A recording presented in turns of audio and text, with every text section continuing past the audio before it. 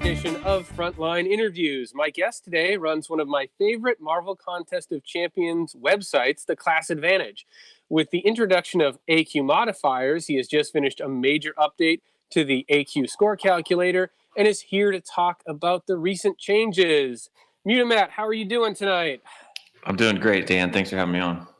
I really appreciate you being willing to do this interview. It was kind of short notice. All these AQ modifier score updates dropped, and you had to update the calculator in the last 48 hours or so to get us ready for the AQ series that is starting in less than 24 hours from the time we're speaking. So I'm hoping to get this episode out before that actually happens so people have the information.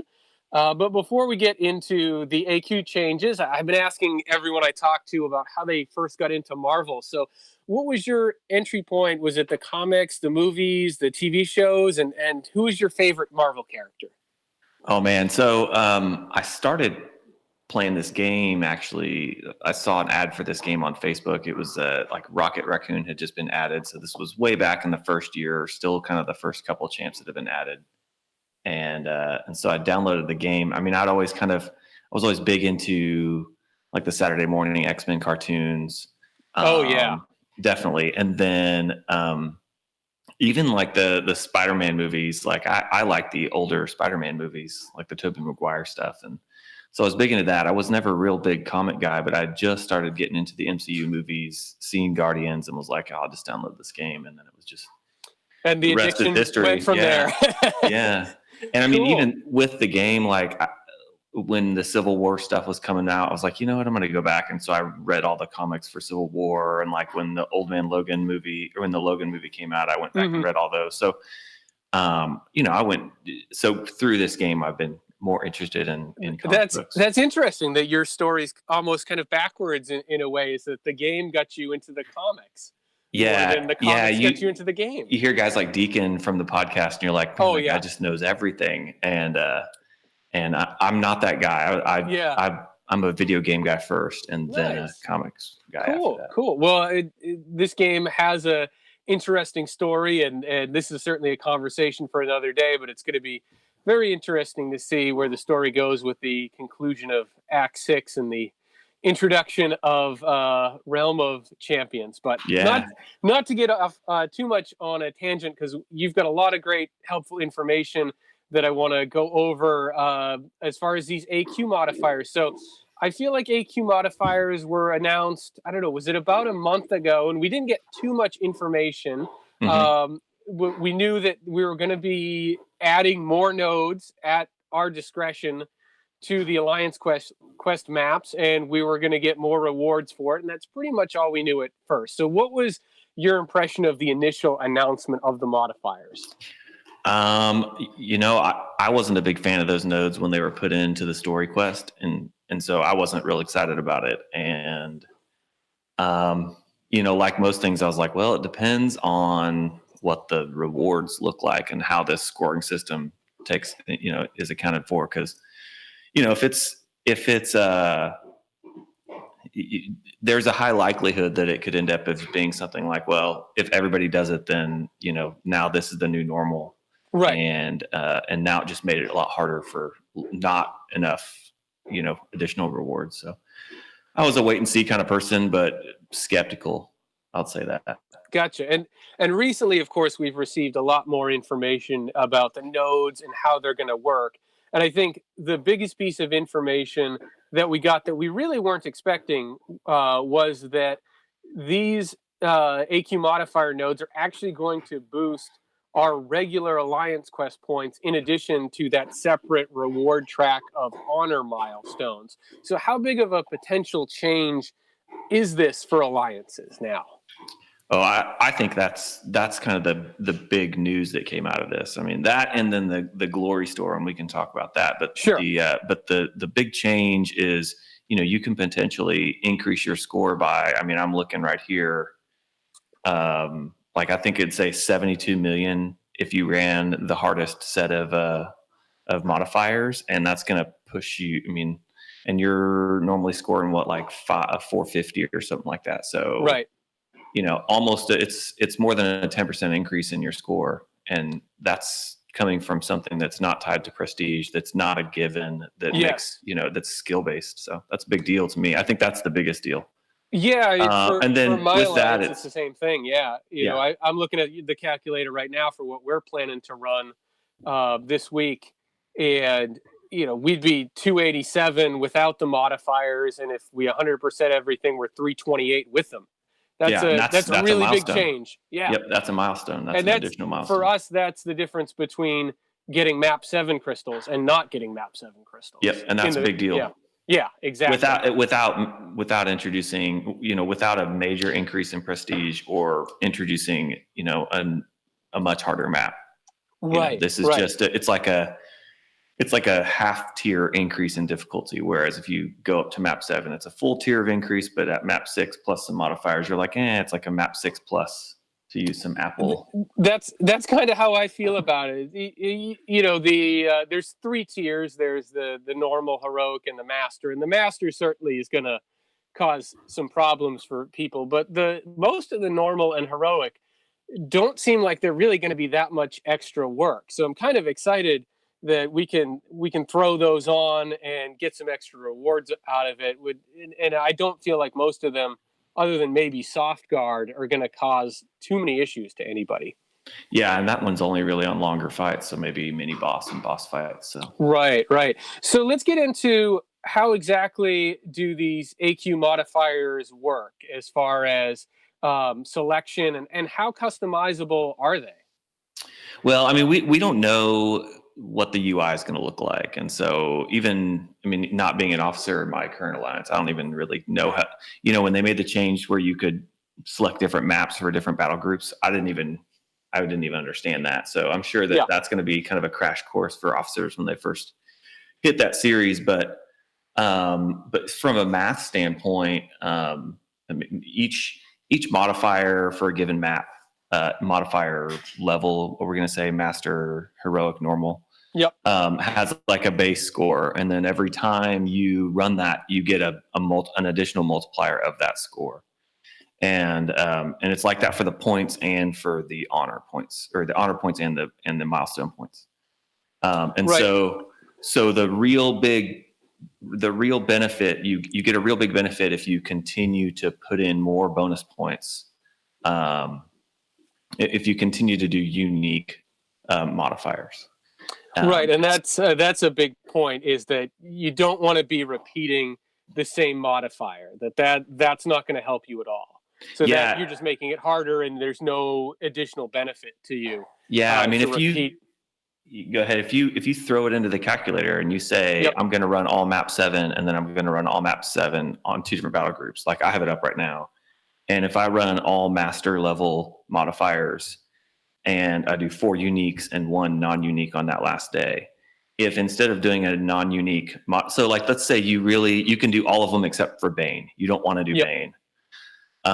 Let's say if you just don't do Bane and you redo one of the other ones, instead you do a heroic level one it's different, you're actually going to score more points. Right.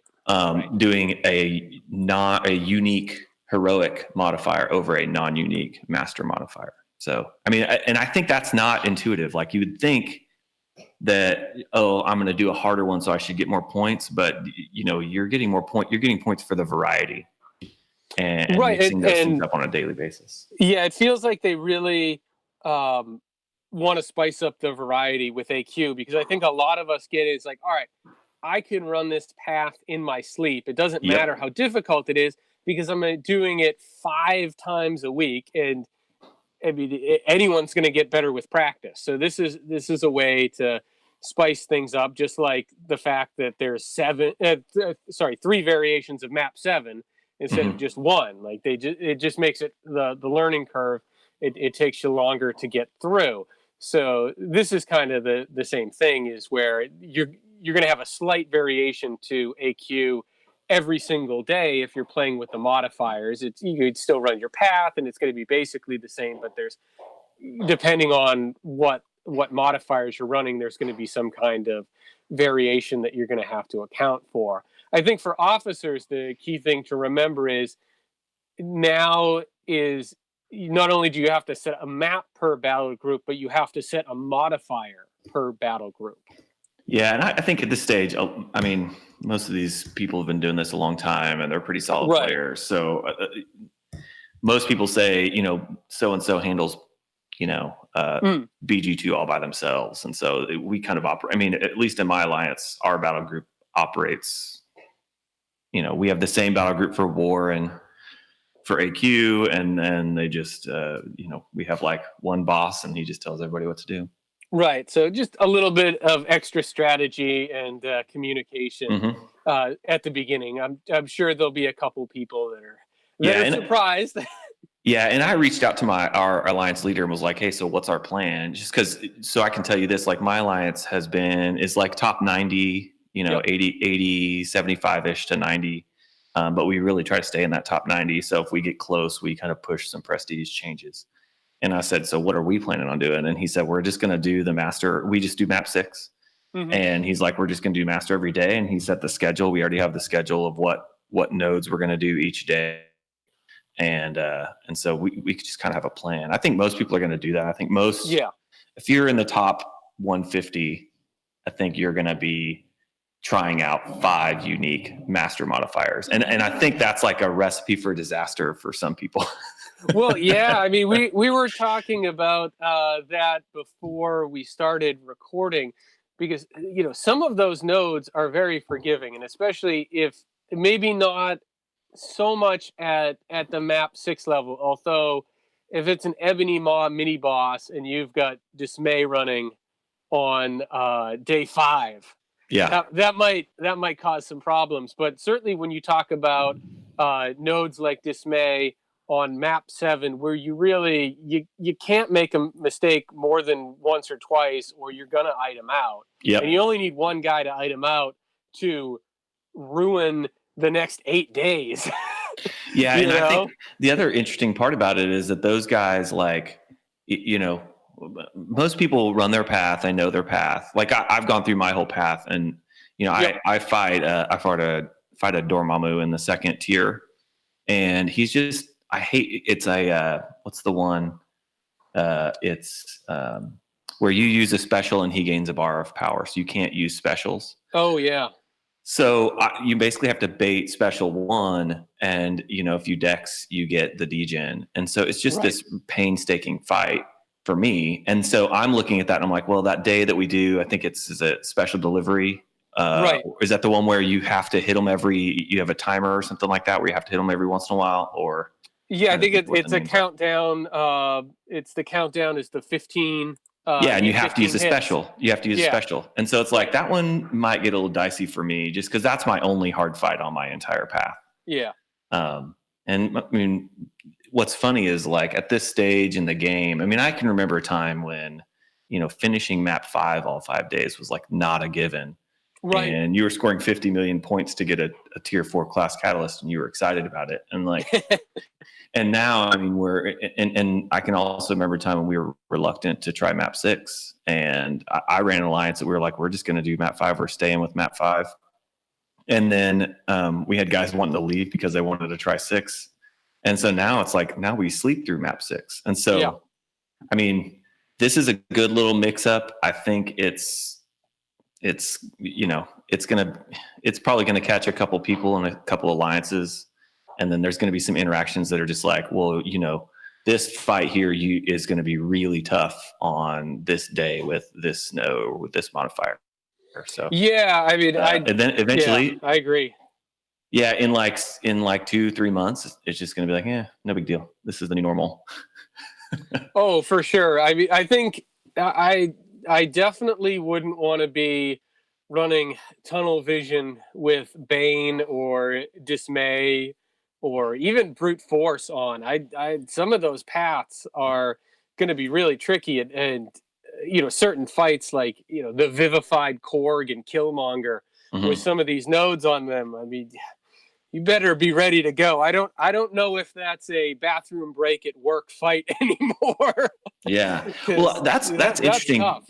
So, I mean, obviously, I'd say there's probably like 30 or so alliances, 40 alliances maybe, that do full like 5 days map 7, and like how many of those, like what percentage of those guys do you think are going to go full modifiers? I mean, I think that number's gonna be really high this week, but let's say in 2 weeks, how many? What do you think that's going to look like?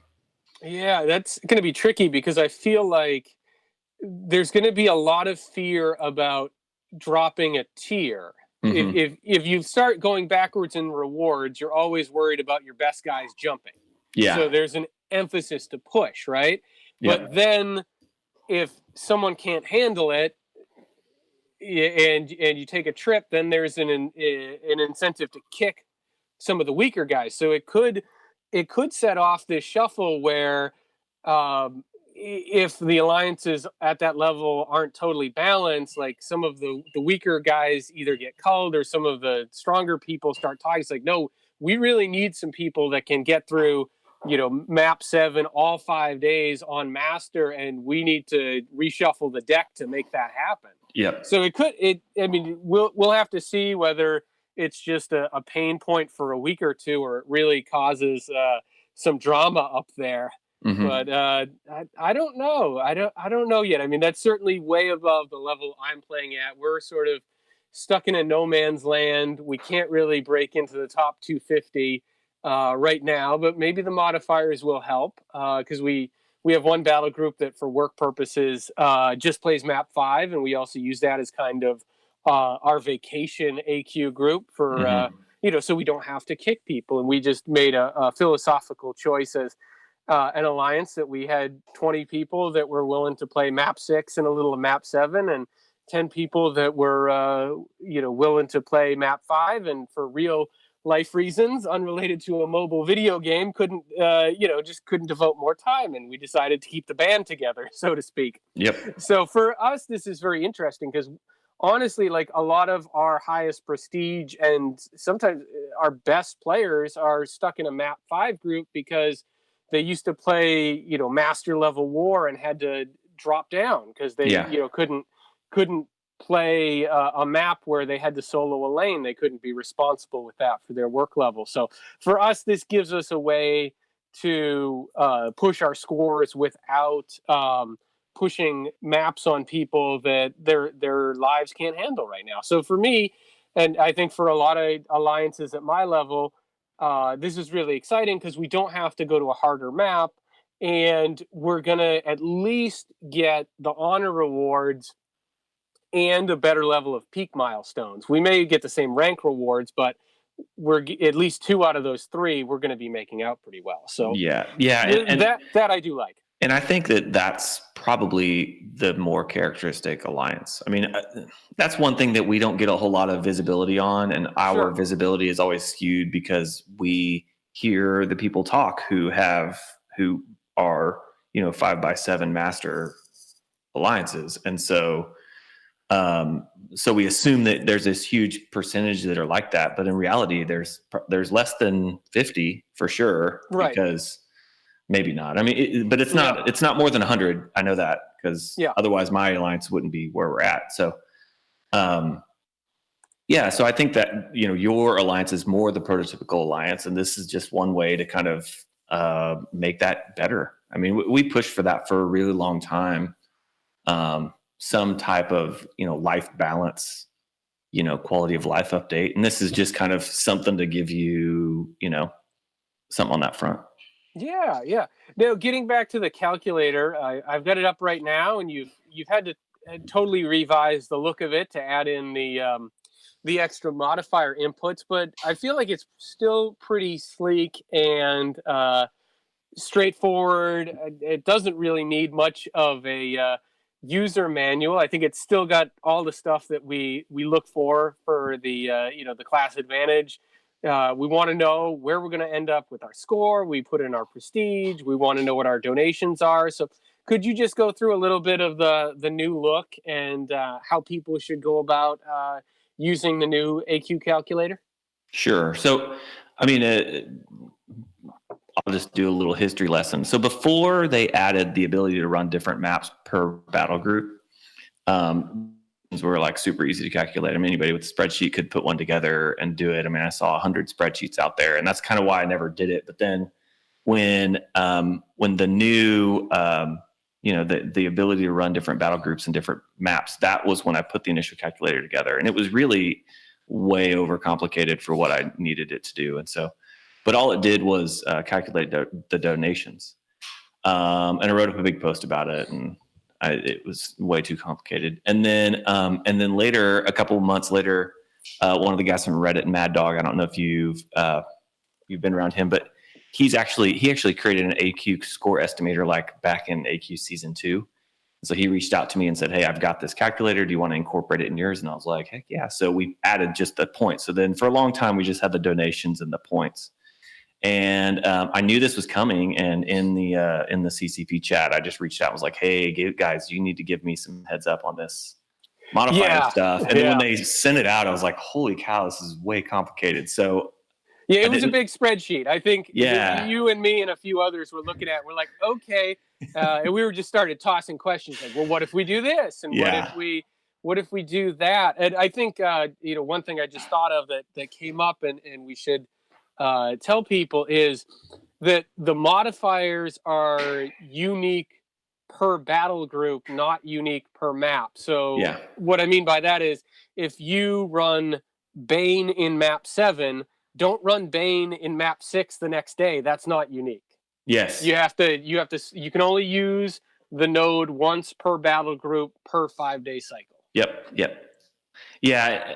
And I hope there's a UI thing that will tell you that, that will say like, this is unique or this is non-unique. Cause you, like I was saying, you're better off running a heroic node than than doubling up on a master node. I mean, from a point standpoint, it's not way off, but it's still better. And so you just don't want to be in a situation where you're running a non-unique. Thing. Yeah. I think it's one of those things is we're all going to have to be a little bit slower and not just hit the, automatic start. Let's start AQ, because you can't go on autopilot anymore. You actually have to you're going to have to take some time and make sure you've set up the selection screen right. You don't, if you go on autopilot, you're just going to end up wasting a day of modifiers. Wait, it reminds me of the days, the accidental map 6 days. You'd go into a chat right after AQ started, and it'd be like, "Oh no, we started map 6 on accident." There's definitely going to be some posts on the forums about people who accidentally ran a modifier or didn't run a modifier in the first week. We all know that's coming. Yeah. So I redesigned it and actually put it in this new kind of like, it's a format called Open as App. And I was explaining it to you before, but it's really cool. It takes a spreadsheet and makes a UI out of it. So it looks like I put a lot of work into this, but I really didn't. But yeah, so essentially you want to set this thing up by battle group. So you want to set up your plan for the week by battle group. And, you basically say day 1, I'm going to run map 7. Day 2, map 7, 3, 7. So if I'm running all map 7, I'm going to type 777 into the maps dialog for that battle group. Or 1, 2, 3, 4, 5, 6. I can put anything in there. The next thing I'd set is my modifiers. So if I want to run 5 master modifiers, I'm going to put 5 M's or some different mix of heroic or master or normal modifiers. And then the position within that string is the day that you are going to do that. So, I mean, if you're planning on running 7-7 or all 7s, all master, all unique, that's an easy string to put it in. But if you're wanting to say, I'm going to run 2 days of map 7, 3 days of map 6, and some master modifiers and some heroic modifiers, you just got to make sure those all line up. And it's pretty straightforward, but that I think that's where you could have some hiccups in running it. Gotcha. And then the uniqueness, you can put all hues over there too, and that will signify that it's unique. If you didn't want to run a unique modifier, I don't know why you wouldn't, but you could put a non-unique in there as well. And then I think if you put a 0 in, it means you're not running a modifier on that day in either the unique or the modifier column, and it just would give you 0 points for that day. 0 bonus points for that day. Yep. And then below, it's going to show you your honor points and your bonus points in millions for the total run on that battle group. And then you kind of do that same thing for each battle group, and it's going to show you, the total honor you're going to get and the total bonus you're going to get. And you'd go look with the total honor. You'd go look at the list of peak milestones or milestones for that, and see what you're going to get. And I mean that is some serious tier 5 basic. Oh, for sure. In the honor rewards. Yeah. Yeah. And so then, I'm going to show your total donations, and then the per member donations. I get some questions every once in a while at the 12.5% discount, but my Alliance back in the day, we used to run every week was donations for an AQ series. But as you know, an AQ series is actually 8 days. Right. And so, 7/8 is a 12.5% discount. So that's where it comes in. And, if you're in an Alliance for 2 to 3 months, you'll be like, man, our treasury is getting really big. And that would help keep the donations down. We used to just keep the treasury big anyway, just in case, but my Alliance does do the 12.5% discount. So yeah, we do as well. And, hopefully we've got a couple of free weeks coming up. So yeah, that'd be nice. That would be nice. And then right below that, I really like what you've done here, right below starting prestige. You've got the daily points as well down there, and the bonus as well. So that's quite nice. Yeah. So I have the daily standard points and then the bonus points for that day. And then as you go through, you can see that it increases each day. And then we sum them all up at the bottom. I will say so this part of the calculation is the part that came from Mad Dog, who's on Reddit and put one of these out. We're going to have to test this because these numbers are based on like a multiplier of your prestige. Yep. And they're tied to the total health of the map, I think.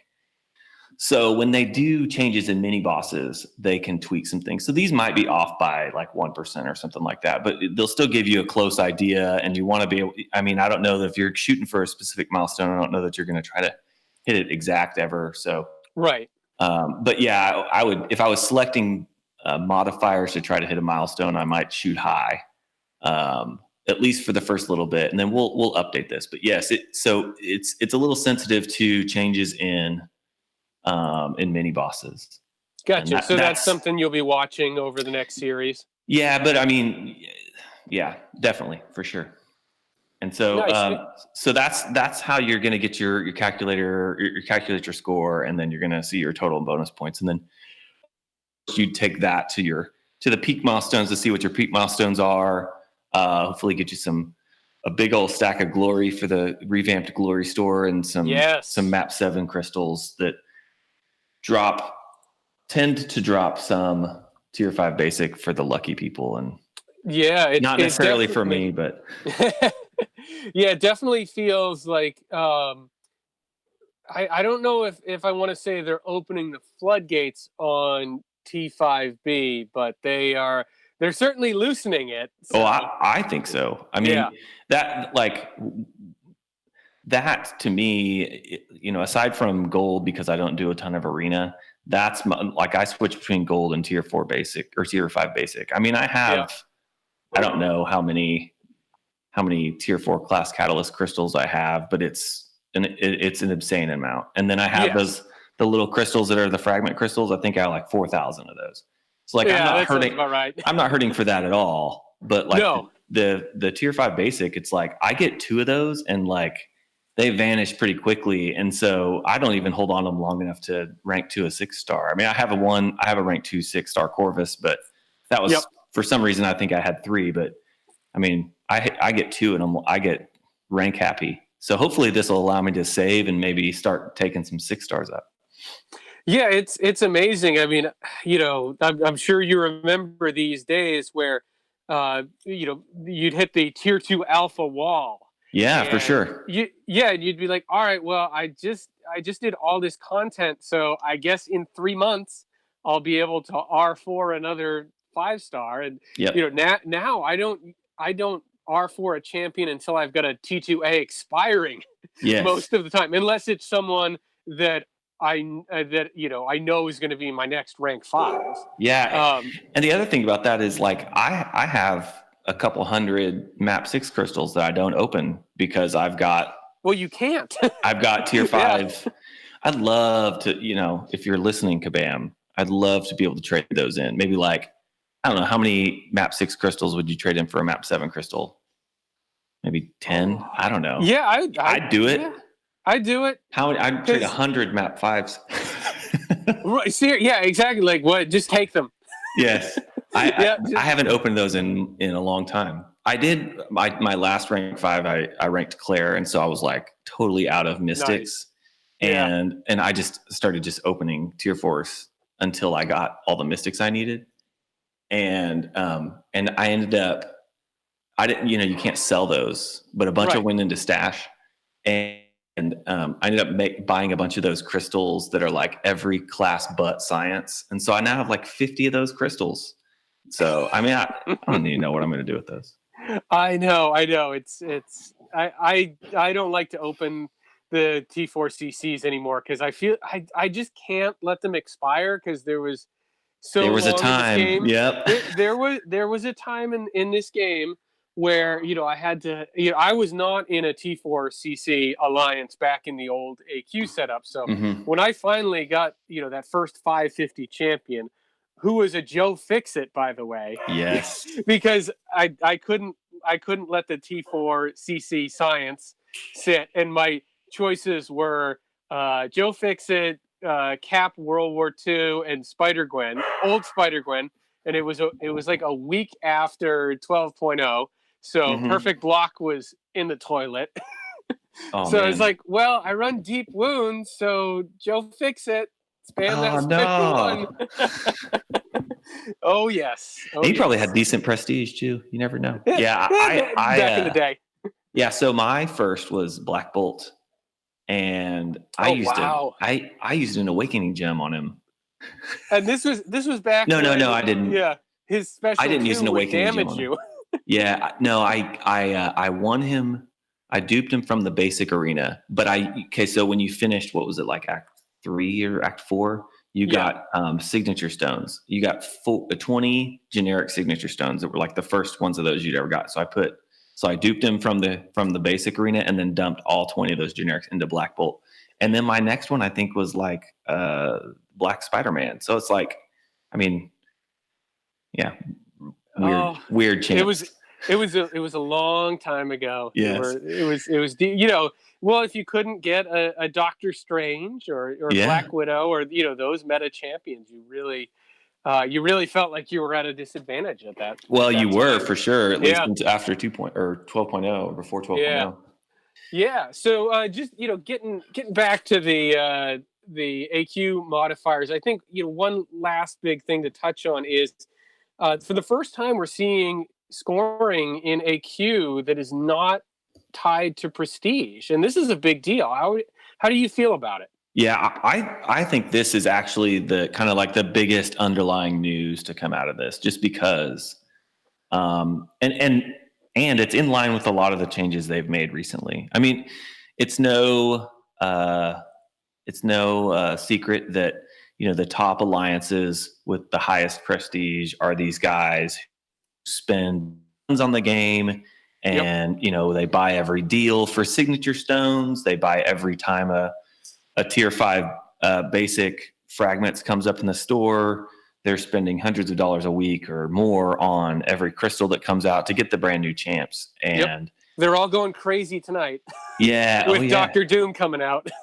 Yeah. Who's like this insane prestige thing, which is just this little bit of like you guys need to decide what direction you're going here. But I feel like that's the big news is that,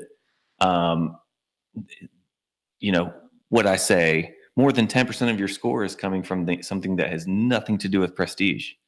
Right. So they are putting a little bit of a way for skilled players to make up some ground there. Yeah. And I think it remains to be seen whether, this is just going to end up being, 5 days of master modifiers is like the new status quo, and so then it doesn't really matter. It was kind of some of the case of some of the changes they made to Alliance War. At some point, they're like, "Hey, we're going to do this change to make this," and you're like, "No, you guys don't understand. Everybody's still going to 100%." And so, like, who knows how this is going to work out? But I think at least the idea that they're pushing something that says, "Listen, we're trying to give you guys a way to increase your score that is not directly tied to prestige." And that's something people have been asking for a long time. So I'm excited about it. Yeah, I'm excited about it as well. I think it's going to present some unique opportunities that we haven't had for. I'm all about putting more customization in the hands of the players and in the game, and this gives us a different path to get to where we want to go. So that's exciting for me. Yeah, and you mentioned being in you call it like a tier 4 class battle or T4CC alliance, right? Who's consistently winning those things. To stay in that spot, we had to like put a lot of pressure on some of our lower prestige members. Like, listen, you have to finish this content so that you can get the rewards, because I can tell you haven't got it yet because your prestige is too low. Right. And like, for some reason we're hitting this wall now where, I'm not going to say I'm not a high end player. I mean, I have like 8 or 9 rank 5 champs, but I mean, I don't have like 40, which some people do. And they're not all mine aren't the brand new champs. And I don't feel any pressure to like, oh, well, if you don't, increase your prestige, then we're going to have to kick you. And I haven't felt that pressure for anyone in my alliance. And so I think that the tier 5 basic stuff that's coming up that's huge. Like you said, opening the floodgates on it. Yeah, it's going to let a lot of people catch up. And I think in a way, it may be a response to some of what's going on with Act 6, where you really do need a deep, diverse roster there. For sure. So they have to, if people are going to actually get through the gates and in 6.2, they're going to have some beefy rosters to get through it. Yeah, and a lot of 6 stars. Yeah, and a lot of 6 stars. And, I know philosophically they've changed, with Act 6.3 and taken away a lot of the gates. But at some point, being 100% Act 6 is going to mean something. So you're actually going to have to do 6.2. Oh, I am? God. At some point, I know. Listen, I've done one path of the first map, and that's I don't even want to think about Mr. Sinister and that champion yet. Yep. At some point, those rewards are going to be meaningful, and the first move. Obviously the first movers are going to have done it a long time ago, but for a lot of the middle class of the game, I think you look at a lot of people that are hanging out in Gold 1, Plat 4, Plat 3, at some point those people are going to have to make the call, say, all right, I do actually have to get this done. And they're, kind of looking to help push up that middle class in the game. Yeah, for sure. That's kind of my thought on it. So I think this just, if you're using Alliance Quest to build out people's rosters from a rank standpoint, that's the way it was intended. That's the way it's always been. And so we all kind of asked for, okay, when Alliance Quest was the only way, and there was this small subset of players that were actually getting the high-end rewards, we're like, we need another way of getting these rewards. So they've given us variant and stuff. And now, like you said, now the content is to where it's like, now you need that big roster. And, you can't put the rewards in the content that requires the big roster. So, we're swinging back to having Alliance Quest give you those big rewards. Yeah, it kind of lets people grow at their own pace and not feel like, well, if I don't get those 8, tier 2 alpha in Labyrinth of Legend initial clear, I'm screwed, So you were there for a while. Yeah, you were for a while, because that was the only place they were at. Yeah. Unless you were just going to straight out buy them. So yeah, that used to be a big deal. So I think we've covered a lot of the stuff with the AQ modifiers that I want to. I do want to ask you one question that I didn't prepare you for. So this is a bit of a curveball, but 30 seconds. Why should Psylocke be my next R4 champion? Oh my gosh. I mean, because here, listen, when you rank Psylocke, you're making a commitment and saying that I'm a special kind of player. Like I can handle, I'm not just like a parry and combo, because she requires some skill. She requires you to bait specials, at a specific timing when you've got power, and then lock them down. And then once you have them locked down, you can't. Her block proficiency isn't super high. I mean, she has some perfect block synergies you can give her, but you're going to have to be the kind of player that plays a little like, to use a Dave term, some instinctive touch, some intercept. You have to have a strong intercept game, and so I actually really like her in like the high end content because so much of that stuff you're on this high alert. You're always paying attention to what buff they've got, how much power they have. And so, if you can just take one of those completely off the table and you lock their power, now it frees you up to kind of make smarter decisions in the fight. So part of it is like, I like Psylocke because, she's kind of this niche champ, but then at the same time, she makes a lot of content easy just because, I don't even have to worry about the power on 80% of fights when I use her. Nice. So there you go. She's fun. Plus, and I will say for Bane, I liked using her on Bane because her special one is like real long from a time standpoint. And so, it gives you that cushion. So you can kind of use it as your Bane, as the Bane timer is expiring, and then hit it, and so that you don't ever hold it on you. You just switch it right back to them. So nice. All right, Matt. Well, thank you so much for agreeing to talk with me tonight, running through the new calculator and all the AQ modifiers. For people that are looking for you, where can they find you? So the website is theclassadvantage.com. On there is going to be a link to, my Twitter page, which is at Mutamatt. And then the line bot that kind of uses the prestige data that I had for a long time, but have kind of transferred over to the Aunt May site. My site's also got links directly to that site. And then, my site's got some content that is just some fun, quick little calculations that I like to put together. So yeah, come by and see it. Very nice. Yeah, definitely highly recommend the Class Advantage. I am on there several times a week running different AQ scenarios, and now I have a whole bunch of new scenarios to play with. So I'm sure you're going to be seeing a big uptick in traffic the next couple weeks as we all learn to live with the new AQ modifiers. So once again, big thanks for joining me and everyone checking out this interview. Stay tuned for more Frontline interviews coming soon. Bye.